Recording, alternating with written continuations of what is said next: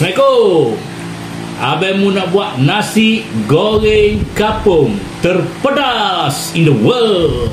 Luncur. 2 biji bawang merah, 3 ulas bawang putih, 8 tangkai cili padi, ikan bilis, isi air dan sayur kangkung. Tumbuk ke 4 bahan. Mula-mula sekali kita goreng telur dulu. Kita buat telur hancur. Baik, jom kita goreng nasi.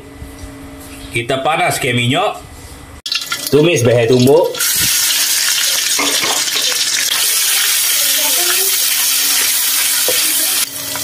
Masuk batai kangkung.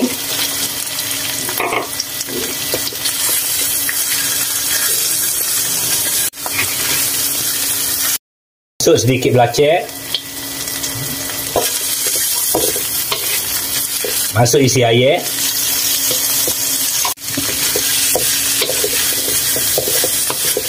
Masuk nasi.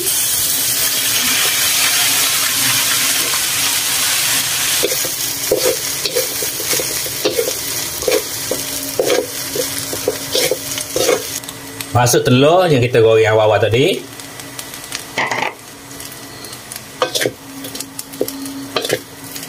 Dan last sekali kita masuk sayur kangkung. Masak sehingga layu. Okey, lupa satu bahan lagi. Masuk sedikit kicap. Jangan banyak dah. Sikit sahaja. 3 weeks later. Alright, siap kita punya nasi goreng kampung. Boleh tutup api. Last sekali kita masukkan ikan bilis. Dan kita tabur sikit hirisan bawang merah. Bawang merah pula. Cili besar merah. Maafkan abangmu, tersyasyul. Terima kasih kepada yang menonton. Assalamualaikum.